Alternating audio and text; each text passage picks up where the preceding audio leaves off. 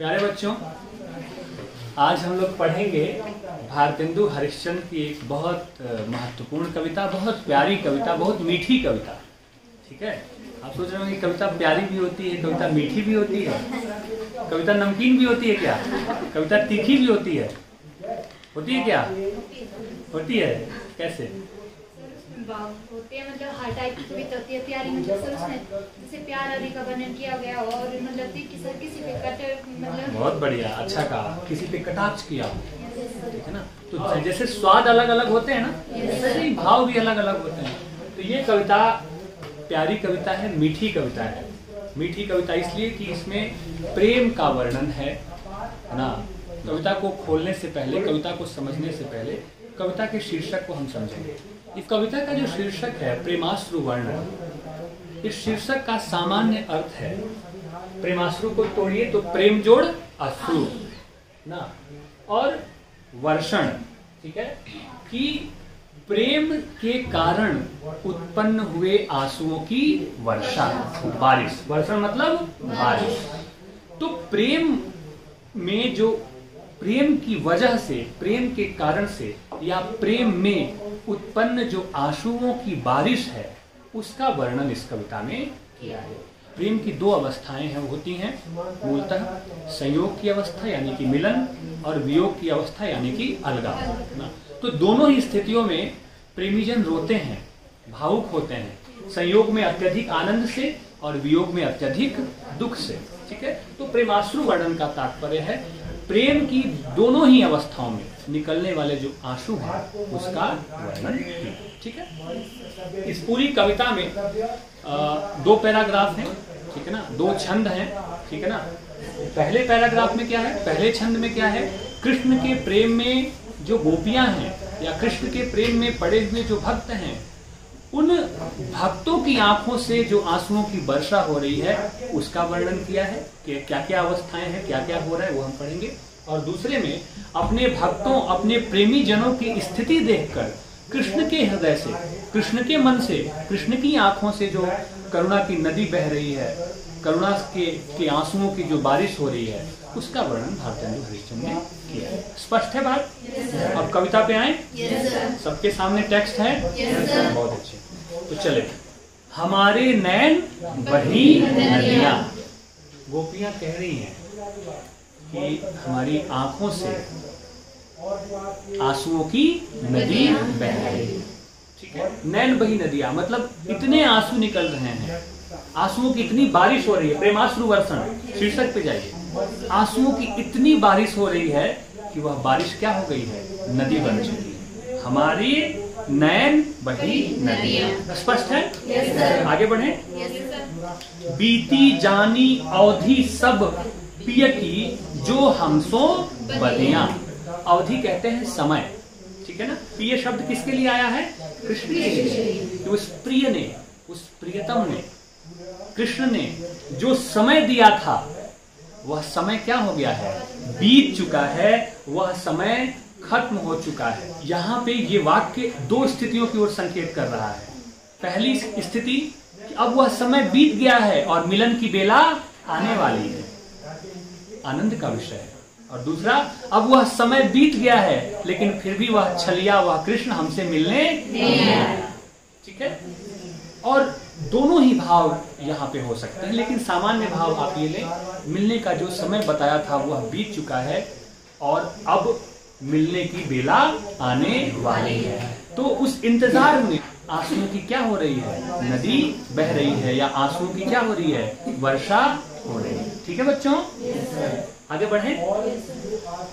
अवगाह्यो इन सकल अंग ब्रज अंजन को धोयो। गाह्यो का अर्थ होता है डुबो देना। ठीक है, ये आंखों से बहते हुए जो आंसू हैं या आंखों से जो आंसुओं की जो वर्षा हो रही है, उस वर्षा ने पूरे अंग अंग को क्या कर दिया है, भिगो दिया है, डुबो दिया है। और अंग ब्रज अंजन को धोयो। अंजन कहते हैं आंखों के काजल को, जो काजल आप लगाते हैं ना, उसे हम अंजन कहते हैं। तो पूरे ब्रज पूरे ब्रज के अंजन को धो दिया है। यानी कि हर एक ब्रजवासी क्या हो रहा है, रो रहा है। एक एक व्यक्ति, एक एक प्रेमी, एक एक गोपी कृष्ण के प्रेम में क्या है, विह्वल है और क्या हो रही है, रो रही है। इसलिए पूरे ब्रज की आंखों का काजल क्या है, धुल गया है। और क्यों धुल गया है, क्योंकि पूरे ब्रज की आंखों का तारा कौन है, कृष्ण। पूरे ब्रज की आंखों में बसने वाला कौन है, कृष्ण। पूरे ब्रज का दुलारा प्यारा कौन है, कृष्ण। तो पूरा ब्रज उसे याद कर रहा है और सबकी आंखों से बहने वाले जो आंसू हैं, उन आंसुओं ने काजल को धो दिया है। भाव विभोर होके सब रो रहे हैं। स्पष्ट है यहाँ तक अर्थ? आगे बढ़े। लोक वेद कुल कान बहाई सुख ना रहियो खोयो। कि लोक, सामाजिक लोक और वेद शास्त्र की जो बातें हैं और कुल की जो मर्यादा है, कुल कानी, कुल की मर्यादा, कुल का सम्मान, सबको धो दिया है गोपियों ने। किसी की परवाह नहीं है, कोई फिक्र नहीं है, कोई लोक लाज की चिंता नहीं, कुल की मर्यादा की चिंता नहीं, है ना, वेद शास्त्र की चिंता नहीं। क्योंकि कृष्ण को याद करने का सुख, कृष्ण को प्रेम करने का सुख वो कभी खो नहीं सकते। सुख न रहियो खोयो। उस कृष्ण को प्रेम करने का जो सुख है, उस सुख को खोकर हम रह ही नहीं सकते, चाहे इसके लिए हमें लोक लाज, कुल की मर्यादा और सामाजिक बंधनों को तोड़ना ही क्यों ना हो। ये पंक्ति स्त्री मुक्ति की बात करती है, कृष्ण के प्रेम के बहाने। ठीक है ना, कि कम से कम महिला स्त्री सोचती तो है कि यह लोक लाज जो समाज है, इसके जो नियम है वो हमारी आजादी में क्या है, बाधक हैं, बंधन है। तो कविता एक तरफ कृष्ण के प्रेम का संकेत कर रही है और दूसरी तरफ उन सामाजिक बंधनों और जड़ताओं को तोड़ने का भी संकेत कर रही है। आगे बात समझ में, कि उस कृष्ण के प्रेम के सुख को हम खोकर नहीं रह सकते। इसके लिए लोक लाज, कुल की मर्यादा, वेद शास्त्र सब कुछ तोड़ने के लिए हम क्या हैं, स्पष्ट है। डूबत हो अकुलाई अथाहन यह रीति कैसी।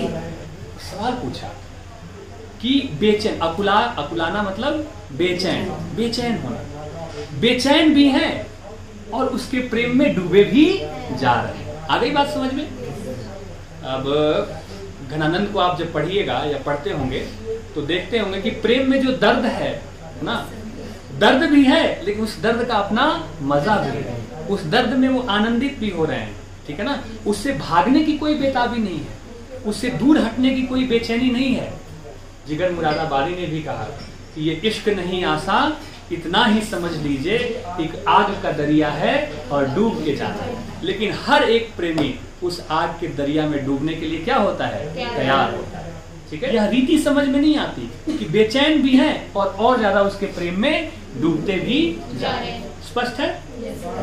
अंत में कहा हरिचंद पिया महाबाहु तुम आछत गति ऐसे। हरिश्चंद्र कहते हैं कि कृष्ण क्या है, आप तो महाबाहु हैं, महाबलशाली हैं। और आछत का मतलब होता है त्याग देना। ठीक है ना, त्यागना, छोड़ना। ठीक है ना, तो कृष्ण को संबोधित करते हुए अंत में कवि कहता है कि हरिचंद प्रिय महाबाहु तुम आछत गति ऐसी। कि अपने प्रेमी जनों को इस तरह से छोड़ देने की आपकी जो गति है, आपका जो तरीका है, ये कैसा है, उचित नहीं है ना। तो क्या मतलब हुआ, मिले उनसे, उनके प्रेम को स्वीकार करें। ठीक है ना, उनकी जो बेचैनी है, उनकी जो पीड़ा है, विरह का जो ताप है, वह विरह का ताप कैसे खत्म होगा, कृष्ण के मिलन से खत्म होगा। तो इसलिए कहा कि आप तो महाबाहु हैं, आप तो अनंत गतिमान हैं, आप तो कभी भी कहीं भी उपस्थित हो सकते हैं। तो पहुंचे, आप अपने प्रेमी जनों से मिलें। आई बात समझ में, स्पष्ट हो गया। पूरे अंतरा में कहीं कोई ऐसी पंक्ति जिसका अर्थ समझ ना आया हो आपको। ठीक, डूबत हो अकुलाई अथाहन यह रीति कैसी। गोपियां कहती हैं कि बेचैनी है, अकुलाना मतलब बेचैन भी है, विरह में तड़प भी रहे हैं। और जब आप किसी चीज से तड़पते हैं तो आप चाहते ना कि उससे दूर हो जाएं। ठीक है ना, लेकिन यह रीति कैसी है कि उसकी याद में, उसके प्रेम में तड़प भी रहे हैं और उससे और ज्यादा प्रेम भी कर रहे हैं और ज्यादा गहराई से उसके प्रेम में उतरते भी जा रहे हैं। तो यह रीति कैसी है, समझ से परे है, समझ में नहीं आ रहा। आगे बात समझ में स्पष्ट है। अगला जो छंद है इसमें आप लोगों को मैंने बताया था कि इस छंद में अब प्रेमी जनों की जो स्थिति है, गोपियों की और प्रेमी जनों की, ठीक है ना, उसे देख करके कृष्ण के मन में क्या हो रहा है ना, या कृष्ण किस स्थिति में आ रहे हैं यह देखना है। हरितन करुणा सरिता बाढ़ी। करुणा मतलब दया, बहुत विराट भाव है करुणा का। तो अपने भक्तों की, अपने प्रेमी जनों की स्थिति देखकर हरि मतलब कृष्ण, कृष्ण के मन में भी, शरीर में भी करुणा की बाढ़ आ गई है। यानी कि प्रेम और करुणा की नदी वहां से भी बह निकलती है। किसकी तरफ? अपने भक्तों की तरफ। आगे बात समझ में? आगे बढ़े। दुखी देख निज जन बिनु साधन, उमगी चली अति गाढ़ी।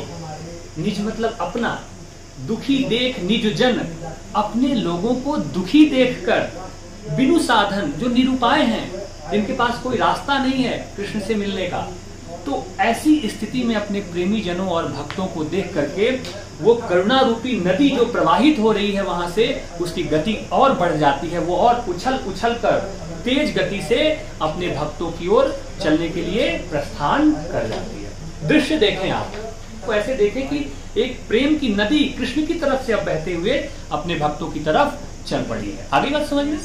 तोरी कुल मरजाद के ठीक है, तोरी कुल मरजाद के दौन्याव कगार गिराए। मतलब ऐसे आप समझिए कि जैसे कि गोपियां क्या कहती हैं कि हमने लोक लाज, शुरू में देखिए आप, है ना, पंक्ति देखिए, लोक वेद कुलकान बहाई सुखना रहियो होयो। इस करुणा रूपी नदी ने, है ना, लोक के दोनों किनारों यानी कि वेद शास्त्र और मर्यादा को क्या किया है? गिरा दिया है, तोड़ दिया है।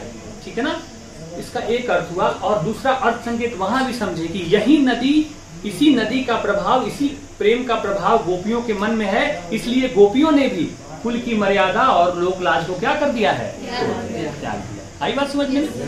आगे है, जिततित परे करमफल तरुगन जड़सो तोरी बहाई। कहते हैं ना कि कर्म का फल होता है, ठीक, लेकिन यहाँ पे कहा कि जिततित परे कर्मफल तरुगण, कर्म फल रूपी जो वृक्ष हैं वो यहाँ वहां बिखरे पड़े हैं। ठीक है, जिततित परे कर्मफल तरुगण जड़सो तोरी बहाए, यानी कि जड़ से तोड़कर कर्म फल रूपी जो वृक्ष हैं उनको कृष्ण की के प्रेम या कृष्ण की करुणा रूपी जो नदी है उसने तोड़ करके यहाँ वहां बहा दिया है, गिरा दिया है। अब इसका अर्थ क्या है? इसका अर्थ यह है कि लोग यह मानते हैं, सोचते हैं कि पाप और पुण्य की बात होती है, ठीक है ना, न्याय और अन्याय की बात होती है, सत्य और असत्य की बात होती है, ठीक है ना। तो सत्य और असत्य की परीक्षा करना विवेक का काम है, न्याय का मूल्यांकन करना विवेक का काम है। लेकिन हरि के कृष्ण की जो करुणा है, प्रेम है, वह सत्य असत्य, न्याय अन्याय, पाप पुण्य नहीं देखती है, वह सबको एक साथ अपने आप में क्या कर लेती है? समेट लेती है। उसके लिए कोई पापी नहीं, कोई पुण्यात्मा नहीं, कोई सत्यवादी नहीं, कोई असत्यवान नहीं, सब एक जैसे हैं। इसलिए कर्म रूपी वृक्षों को क्या कर दिया है? उसने तोड़ दिया है ना, मिटा दिया है, मटिया मेट कर दिया है, यानी कि सबको समाहित कर लिया है। बहती हुई नदी जब आती है बहुत तेज रफ्तार से, तो उसके लिए हरा वृक्ष और सूखा वृक्ष कोई मायने नहीं रखता है।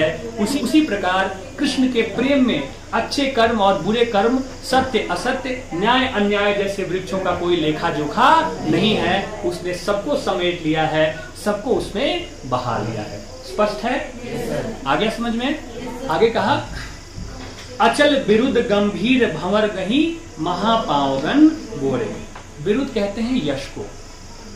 कृष्ण का यह यश क्या है? अचल है, विराट है, गंभीर है, भंवर गही महापावगन बोरे, और उस भंवर के समान है। आपने बरमूडा ट्रायंगल का जिक्र सुना है कि एक ऐसा समुद्र में एक ऐसी जगह है जिसमें ऐसा चुंबकीय आकर्षण है कि उसके ऊपर से गुजरने वाली किसी भी चीज को अपने आप में खींच लेता है, चाहे कितनी भी ऊंचाई पर क्यों ना हो। तो भंवर का मतलब है कि तेज रफ्तार, एक आकर्षण, एक ताकत, एक शक्ति। तो यहाँ कहा कि करुणा रूपी नदी में कृष्ण का जो यश है, कृष्ण का जो प्रेम है, वो उस भंवर के समान है जिसने लोगों के सभी प्रकार के पापों को क्या कर लिया है, खींच कर अपने में समाहित कर लिया। आगे बात समझ में स्पष्ट है। असहन पवन बेग अति बेग ही दीन महान हलोरे, ठीक है। और असह्य पवन यानी कि तेज पवन के झोंकों ने उस भंवर को और क्या कर दी है, रफ्तार दे दी है, गति दे दी है, ठीक है। आप देखें कि नदी बह रही है, उसमें भंवर है और तेज हवा चल रही है, तेज पवन की गति है, तो ऐसा लग रहा है कि वो और मथा जा रहा है, वो जो भंवर है ना वो और मथा जा रहा है। आगे बात समझ में। तो कहने की उस गति में सबके पाप क्या हो गए हैं, धुल गए हैं, सबके पाप समाप्त हो गए हैं। और कहा कि भरि दीने जन हृदय सरोवर तीनहु ताप बुझाई, कि कृष्ण की करुणा रूपी जो नदी है उसने जन जन के हृदय को क्या कर दिया है, आप्लावित कर दिया है, भर दिया है प्रेम से, और तीनों ताप बुझाई। तीन प्रकार के ताप दुख होते हैं, दैहिक, दैविक और भौतिक, ठीक है। दैहिक मतलब शरीर का कष्ट, दैविक मतलब दैवीय प्रकोप हो, ईश्वरीय प्रकोप हो, उस तरह का कष्ट, और भौतिक मतलब साधन की कमी। तो तीन प्रकार के कष्ट होते हैं। इन तीनों कष्टों को कृष्ण के प्रेम से निकली हुई, कृष्ण के यहाँ से निकली हुई करुणा रूपी जो नदी है उसने इन तीनों प्रकार के कष्टों को क्या कर दिया है, मिटा दिया है, खत्म कर दिया है। हरिचंद हरिजस समुद्र में मिली उमगी हर खाई, ठीक है ना। और करुणा की जो यह नदी है वह प्रभु के यश समुद्र में आनंद से विलीन हो गई है, खुशी खुशी क्या हो गई है, मिल गई है। नदी का अंतिम ठिकाना क्या होता है, मिलना तो होता है कहीं, और कई नदियां मिलकर समुद्र का विशालतम रूप धारण कर लेती हैं, ठीक है। तो प्रभु का जो यश है, प्रभु की जो कृपा है, कृष्ण का जो प्रेम है, वह उस विशाल समुद्र की तरह है, ठीक है, जिसमें उनकी करुणा और भक्तों का प्रेम सब कुछ मिलकर उस समुद्र को और विशाल बना देता है। इसलिए कहा मिली उमगी हर खाई, उमंग से मिलकर हर्षित हो रहे हैं, आनंदित हो रहे हैं। तो एक दृश्य आप देखें कि जैसे नदी समुद्र में मिलती है तो वह दृश्य कितना सुंदर होता है, वैसे ही प्रेमी प्रेमिका, प्रेमी जन आपस में मिलते हैं, वह दृश्य कितना सुंदर होगा। भक्त और भगवान एक दूसरे से मिलते हैं तो वह दृश्य कितना सुंदर होगा। यही इस कविता की भावभूमि है, और यही यह कविता हमसे और आपसे कहना चाहती है। आगे बात समझ में। अब